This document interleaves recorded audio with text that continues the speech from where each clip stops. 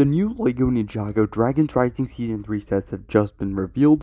Our first set is Kai's Dragon Spinjitzu Spinner Toy set. Now, I don't know if Dragon Spinjitzu is going to be something new. It might be like the Rising Dragon Strike we got last year, but it could also be like the Dragon Power Spinjitzu sets that we got in 2023. Regardless, this is a pretty cool set. It comes with the Dragonian Scout minifigure as well as a Kai minifigure in a new robe that is specifically made for the Dragon Spinjitzus. There's also a little dragon on the side and a launcher for this thing, and the set will be priced at $10. Next up is Sora's Dragon Spinjitzu Spinner toy, which actually features Sora as well as an evil Dragonian warrior, not a Dragonian scout. What's really cool about this set is when you shoot Sora's Dragon Spinner toy at the target, 2 power elements eject on impact. Overall, a pretty cool LEGO set. The pink definitely does blend in nicely with the rest of the set. Next up, we have the Dragon Spinjitzu Duo Pack, or the Dragon Spinjitzu Battle Pack. This set actually features Arin as well as Roz, and there's a Battle Arena Temple for good versus evil clashes. That's said in the description, saying that Arin is the good guy and Roz is the evil villain. Then there are 2 total Spinjitzu spinners with detachable power elements, which is really cool. And the spinners are upgradable with golden elements, and you can actually win by collapsing the arena. Arin is in a yellow spinner, whereas Roz is in a red spinner. And I'm not sure if that's supposed to be Shatter Spin, but it might be. Even though Roz is my go, I'm pretty sure he doesn't actually know Spinjitzu. As for the minifigures, these are definitely on the more lackluster side. They're just mainly reuses. And this set will retail for $20. Next up, we have Zane's Battlesuit Mech. This set features a posable mech with a 360-degree rotating upper body. On the inside, there's an opening chest to fit a minifigure, and then there are 2 large swords that you can put on the Zane mech. This Zane mech is so much better than the ones we've got in the past, and the minifigure selection only makes it better. In this set, we have Zane in his new armor with 2 different shurikens, Wildfire with a crystal katana sword, which is just so cool to see, and then we also have Drix, the master of Swarm, as said in this description, with 2 sickle pieces. It's so cool to have Drix exclusive to a small $10 set as a Forbidden 5 minifigure, but he won't be exclusive for long as he is rumored to be in the Arc Dragon LEGO set. Next up, we have Lloyd's pullback race car set. I'm not sure if this is supposed to match with the current F1 craze that LEGO's having going on, but this is still really cool. Here we have tons of green lightning blade decor all around this car with 2 lightning elements for an obstacle course. As for the minifigure selection, it is pretty small. We have Lloyd in new armor with 2 golden katanas and a Dragonian warrior with a sword. This set will retail for $24.99 or around $25. Next up is Lloyd's Green Forest Dragon set. This set has a posable dragon with a tail, neck, legs, and large wings and hands. Pretty cool for a dragon, just feels a bit more reused. We have a saddle for a minifigure to ride the dragon, and it also includes a golden dragon baby model, which is, I think, supposed to be one of the dragons that we saw in Dragons Rising Season 2.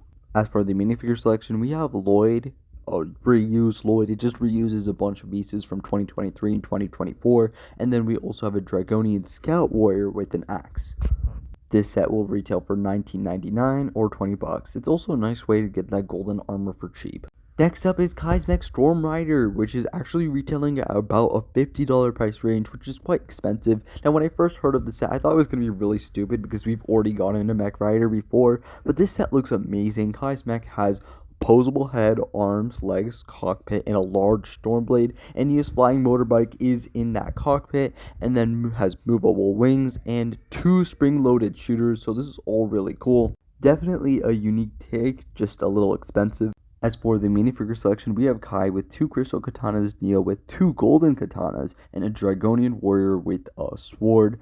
Pretty lackluster minifigure selection, especially at that $50 price tag. Next up, we have Roz and Arin's Superstorm Jet set. This set is definitely a decent one. It has a jet toy with a detachable drone and an escape pod. The drone does include a dragon head, which has removable blades and weaponized engines. And then there's also a jet part that features 2 cockpits, one for Roz, one for Arin, adjustable wings, spring-loaded shooters, and swirling storm blades. So this does seem to have a lot, but at that $50 price tag, also, it only has 3 minifigures, Arin, Roz, and a Dragonian warrior, along with the mini dragon, but it is what it is, not that great, especially at that $50 price tag, and the minifigures are mostly reused. Next up, we have Zane's Ultra Combo Mech LEGO set. This is a $100 LEGO set, and is a combiner mech with posable feet, legs, arms, wrists, fingers, head, and also features dragon wings, that being Ryu's dragon wings. Now, there is Ryu in this set, a very big Ryu, cool to get. We also have a jet and a car and a Zane action figure. No, we don't actually have a Zane minifigure in the set. We have a Zane action figure. So speaking of minifigures, we have Sora, Cole, and Pixel, a ninja ally. I guess that's what they say in the set description, but I'm pretty sure she's just coming back. And then we also have Noct, a Dragonian warrior, and a Dragonian scout. And in the description, they're actually described as a trio of villains. So I think they're all on the same side working together against the ninja, but I'm not sure. Next up, we have the Dragonian Storm Village Lego set, retailing at $40, supposed to be a Lego exclusive, but I don't know if they'll hold up to that. There is a battle arena with a bunch of interactive features, including a Dragonian's hideout with a cage for the ninja prisoners. It actually looks like the Moro minifigure over here is working with the Dragonians. There's also a retractable bridge that is made out of treads. There's a pit with a skeleton, a climbing rope, and a spinner for battle. So this set is definitely very lackluster in its piece count. However, it definitely makes up for that in its minifigure selection, as there are practically 7 minifigures. For these minifigures, we have Zane, Nia, and Rogue, a new character who's actually just Jay, but named as Rogue. And then we also have Boro, who's exclusive to the set. And then along with that, we have a Dragonian warrior and a Dragonian scout. And if you want to count, there is a skeleton. Our last set is Ninja Spinjitzu Temple set. This is a 4+ set with $40. It is retailing at the price point of $39.99 or $40. This set has a dojo with a tea house, a ninja training area, and a garden, as well as a tournament stage for ninja training. We were not getting the golden dragons, but we're getting Baby Ryu.